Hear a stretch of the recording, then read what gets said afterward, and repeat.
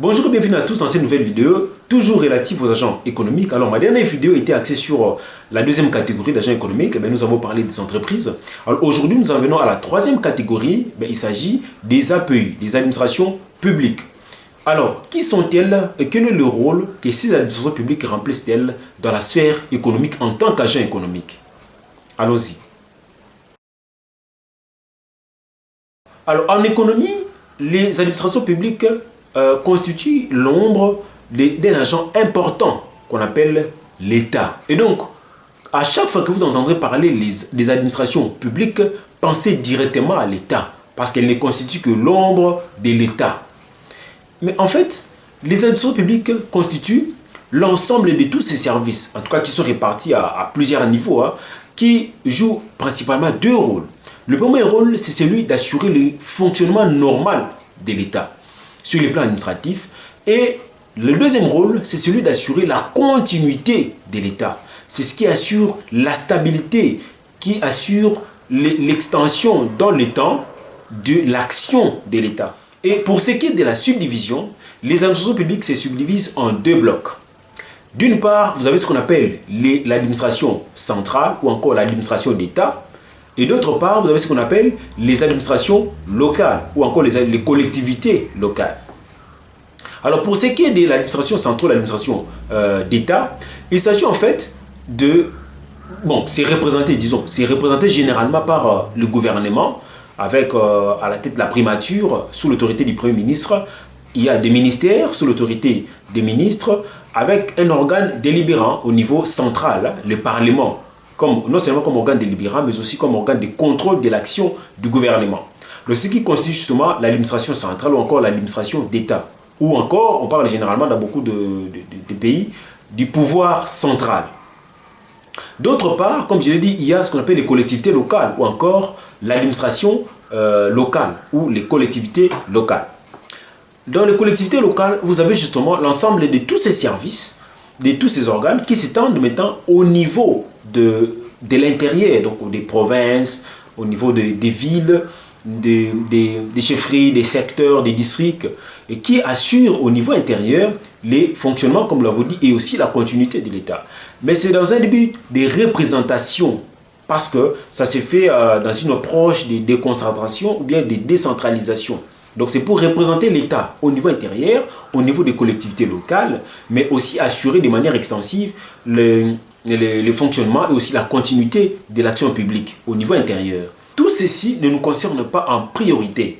Ce qui est plus important ici dans cette vidéo, c'est de savoir quel est le rôle que l'État qui est justement le reflet des administrations publiques, remplit dans la sphère économique en tant qu'agent économique. Alors retenez que avant que l'État n'intervienne dans la sphère économique comme agent économique, il est d'abord et avant tout régulateur. Qu'est-ce que je veux dire par là? C'est-à-dire que c'est l'État qui, via ses services, via ses organes, met en place ce qu'on appelle un cadre légal, un cadre législatif formalisé par des lois, par des arrêtés ministériels, par des circulaires, par des instructions, par des décisions, afin d'organiser tous les secteurs de la vie nationale, en tout cas de manière horizontalement transversale.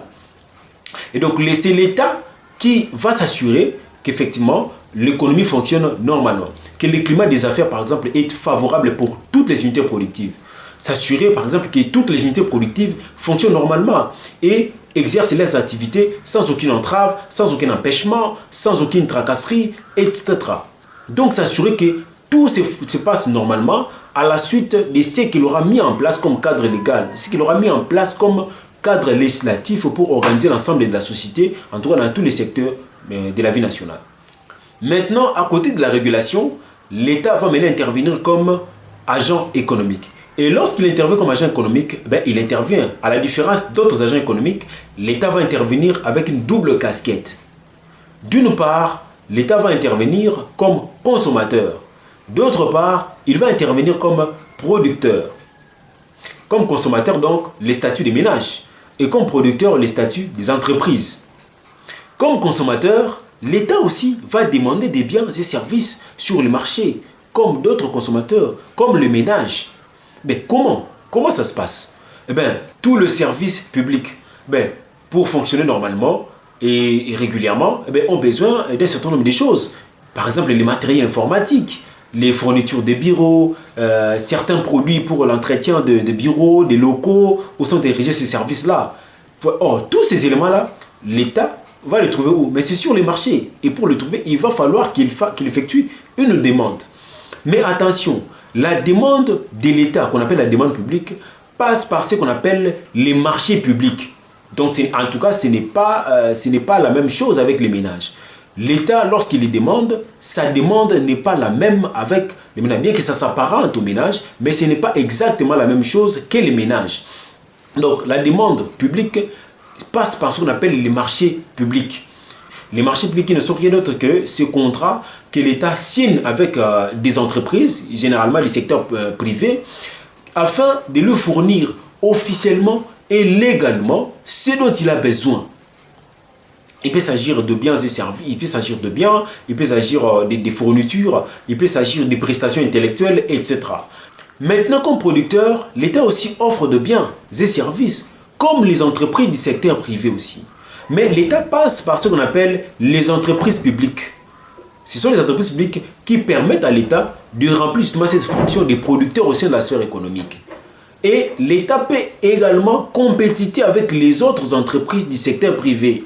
Pourquoi? Mais parce que l'État, comme producteur, ne sera pas particulier, va évoluer dans le secteur des affaires, tout comme les autres entreprises qui sont dans le secteur privé. Et seront toutes, donc je parle des entreprises privées comme publiques, toutes seront soumises aux mêmes règles du jeu qui régissent justement ces secteurs-là.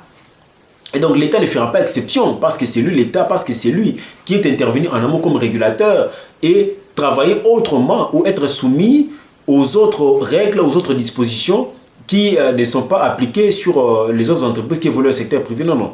L'État, comme les secteurs privés, seront tous soumis aux mêmes règles du jeu dans le secteur des affaires. Donc l'État va compétiter. L'État va entrer en concurrence avec les entreprises du secteur privé. Et dans les modèles économiques, pour les cas des entreprises, nous avions dit que les entreprises étaient représentées par la lettre I. Dans les modèles économiques, l'État ou les administrations publiques sont représentés par G-T. Comme vous le voyez ici, G-T. Le G ici, c'est une lettre représentative tout simplement. Le G ici représente les dépenses publiques. Et les T représente les taxes ou encore les impôts ou autres moyens qui permettent à l'État de se pourvoir des moyens financiers. Les dépenses publiques, ça veut dire que l'État, pour mener à bien son action, pour intervenir, il doit engager un certain nombre de dépenses. Ce sont ces dépenses-là d'ailleurs qui constituent le support de son action, le support de son intervention, parce que toute intervention doit nécessiter un certain nombre de dépenses, un certain nombre de charges à supporter par l'État. On parle des dépenses publiques. Et le T, c'est le taxe, comme nous avons dit, ou impôt. Parce que pour que l'État parvienne à mener à bien son action, oui, il doit engager des dépenses. Mais pour engager des dépenses, ça veut dire qu'on doit s'assurer qu'en amont, il y a des moyens qui feront en sorte que l'on soit en mesure d'engager ces dépenses. Et les sources principales d'approvisionnement en moyens financiers pour l'État, ce sont les impôts, ce sont les taxes, ce sont les redevances et bien d'autres. Généralement, ce sont ces trois éléments que je viens de citer. Les impôts, les taxes et puis les redevances. Ça, vous allez retrouver ça comme source principale des moyens de l'État dans la majorité d'États du monde. Voilà ce que j'avais à vous partager aujourd'hui. Je pense que vous avez compris les rôles que remplit l'État dans la sphère économique. Nous l'avons dit, je reprends, que l'État intervient d'abord comme régulateur dans la sphère économique et pour organiser l'ensemble de l'économie, tous les secteurs de la vie nationale. Et deuxième, il intervient comme agent économique. Et comme agent économique, c'est dans une double casquette. La première casquette, il est considéré comme consommateur parce qu'il peut également demander sur les marchés. Et puis deuxième casquette, il intervient comme producteur parce que lui aussi peut produire comme les entreprises du secteur privé. Voilà ce que j'avais à vous partager aujourd'hui. Si vous trouvez que ça c'est vraiment insuffisant et que vous voulez en savoir davantage, vous n'avez qu'à m'écrire via cette adresse. Je vais vous répondre très facilement et très rapidement. Et quant à moi, je vous dis à la prochaine. N'oubliez pas de vous abonner à la chaîne si vous n'êtes pas encore abonné, car vous aurez droit à des formations très intéressantes et au moins 2 vidéos formations chaque semaine. Quant à moi, je vous dis à la prochaine et merci.